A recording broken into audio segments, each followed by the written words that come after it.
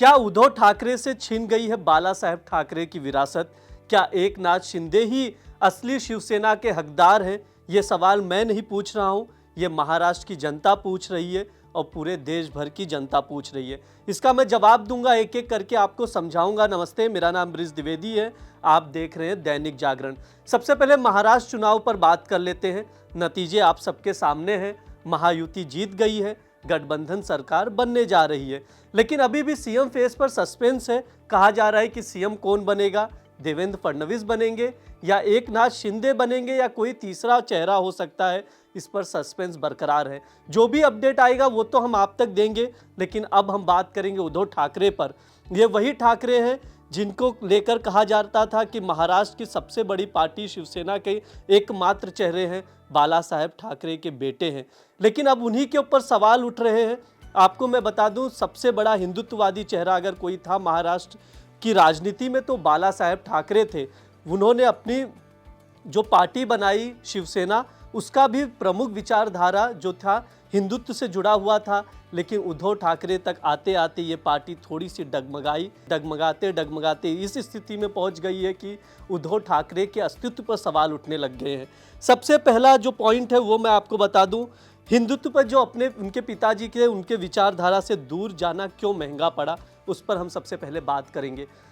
आपको भी पता है, जब शिवसेना बनी, बाला साहेब ने शिवसेना बनाई तो उनका प्रमुख विचारधारा जो था हिंदुत्व था। चाहे आप बाबरी मस्जिद की बात करें या दूसरे मामलों की, हर वक्त वो सीना तान कर कहते थे कि मैं हिंदुत्व को सपोर्ट करता हूँ, मेरी विचारधारा हिंदुत्व है, चाहे बाबरी की बात हो या किसी और की बात। लेकिन जब उद्धव की बात आई तो उद्धव को जब से कांग्रेस का गठबंधन करना पड़ा, तब से इस चीज़ से हिचकना पड़ा, अपनी बात कहने में थोड़ी सी हिचक महसूस करनी पड़ी।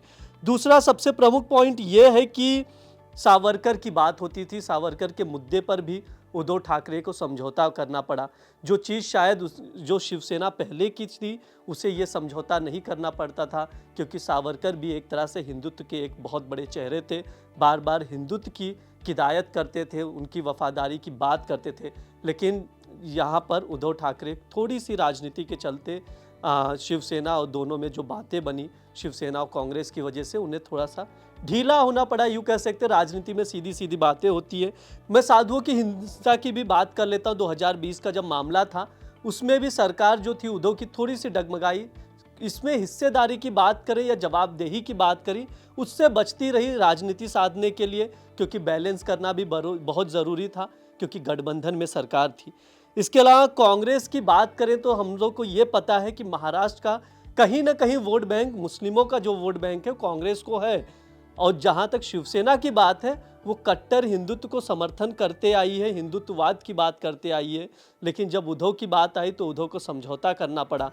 कहीं ना कहीं बैलेंस करने के चक्कर में शायद शिवसेना की इस चुनाव में बात करें 20 सीटें सिर्फ निकाल पाना, इस चीज़ का जवाब है कि शिवसेना जिसकी विचारधारा जो थी उससे कुछ हद तक भटक गई है।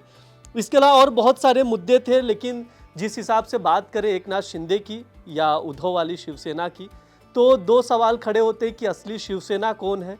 लेकिन जो चुनाव के नतीजे आए उससे साबित होता है कि एकनाथ शिंदे ही असली शिवसेना के हकदार हैं। इस वक्त जो सवाल चल रहा है कि असली शिवसेना का हकदार कौन है, एकनाथ शिंदे या उद्धव ठाकरे, जो नतीजे आए हैं उसमें कहीं ना कहीं जो एकनाथ शिंदे की शिवसेना है उसने अपना दबदबा कायम रखा है। 57 सीटें जीती हैं, जितनी महाविकास आघाड़ी भी नहीं जीत पाई, सब 3 जन का गठबंधन मिलाकर। इससे कहीं ना कहीं जनता ने एकनाथ शिंदे को ही एक्सेप्ट किया है, उद्धव ठाकरे को नकारा है। हालांकि ये राजनीति है, कब क्या होता है देखने वाली बात होती है। इसी तरह के वीडियोस देखने के लिए जुड़े रहिए दैनिक जागरण के साथ। शुक्रिया।